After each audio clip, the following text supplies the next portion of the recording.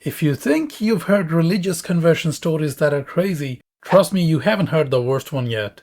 I was talking to someone I know, let's call him Jimmy. He was telling me all about his faith in Jesus and how that transformed him. He kept referring to his transformation over and over again, so it made me curious.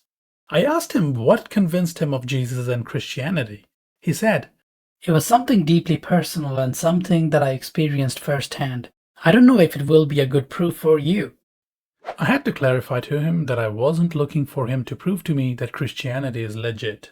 I just wanted to know what proved it to him. What made him feel compelled to accept all those religious and supernatural claims? He responded by saying, "Well, let me tell you the full story then.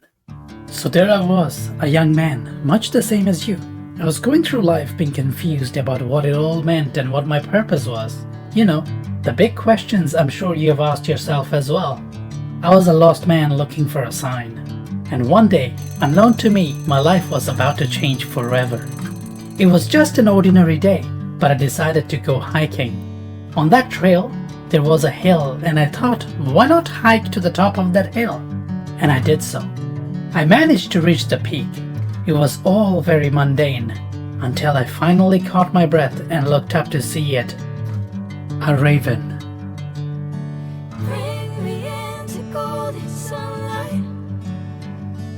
If I'm going with you, I know we'll get to. He just stopped there, staring at me with this awkward smile and making me feel like it was my turn.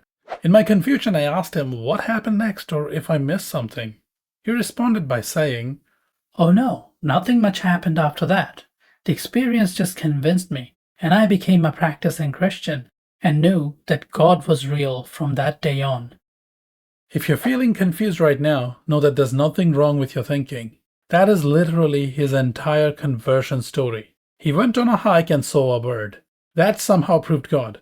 I really thought I missed something, so I asked if he maybe prayed to see a bird or something, but to my surprise, he denied all of that. He clarified that no, he didn't even ask for a bird in any prayer. This is the dumbest, most mind-numbing religious conversion story someone's ever shared with me. Some of you are thinking that I either made this up or just happened to have come across an especially illogical person. Or you are probably at least concluding that smart people will have better justification for their beliefs. Before you walk away from this video thinking your intelligence will protect you from this level of weirdness, allow me to share another very short story about a smart person. That person is Dr. Francis Collins. He's a brainiac scientist who has a higher IQ in sleep than we do while we are awake. He was the head of the Human Genome Project and director of the National Human Genome Research Institute. He led an army of geeks to decode the human genome. We are talking about a world-class mind with world-class achievements. What is relevant to this video is his conversion story. He's a man of science, but is also famous for being a man of faith. Now, given how smart he is, you might think his pivotal moment in his life when he felt compelled to believe in Christianity must be very different from the story I just shared with you. Well, I will let you be the judge of that, and the following is a dramatized reenactment of his conversion moment. So there I was, a young man full of doubt. I was going through life confused about what to believe about the big questions. I couldn't be happy about my atheism because of C.S. Lewis's book, but that didn't make me a Christian either. But anyway, I went hiking in the mountains on a beautiful day. As I turned a corner, I saw something that took my breath away. A huge frozen waterfall. It was frozen in 3 parts, as though symbolizing the Trinity.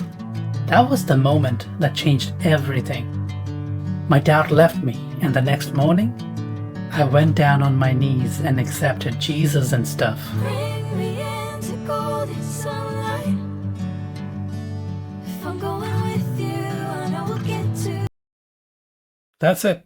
That's all it took for Dr. Collins to be convinced of the truth of Christianity. I don't know about you, but to me, that is not all that different compared to Jimmy's story.